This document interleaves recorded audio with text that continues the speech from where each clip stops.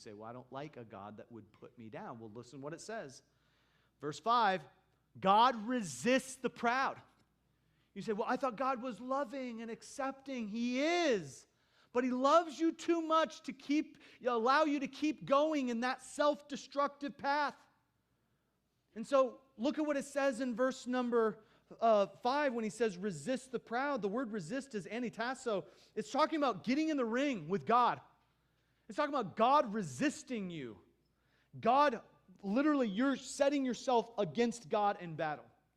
Now, a few times in high school, and I didn't do it competitively or anything, but a few times I got in the ring and did some boxing. But I want to tell you that, Mike Tyson said that everyone has a plan until they get popped in the mouth, and then the plan goes out the window, right?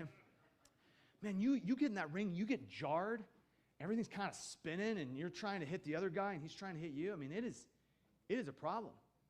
I'm telling you, the best fighter in this room, I don't care how old he is, you get in the ring with Manny Pacquiao, he is going to hurt you badly.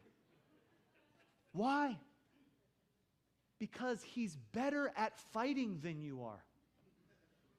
I want to tell you something you've maybe never heard a pastor say, that when you are proudful, you get in the ring with God, and I'm telling you right now, you don't want Him as the opponent. Some people don't want to admit this, but they're actually fighting against God. So maybe your lack of peace, as God can give you peace, He can take it away. Maybe your lack of peace is God trying to sound the alarm to say something's out of alignment. Maybe your lack of peace is because you're living in sin. Maybe your lack of peace is because you've been fighting God on something that you need to surrender.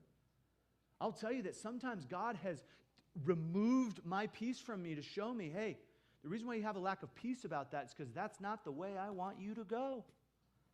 And so God resists the proud. The word proud means to have an untrue view of yourself, to show off oneself, to promote oneself. And this is a society we're living in.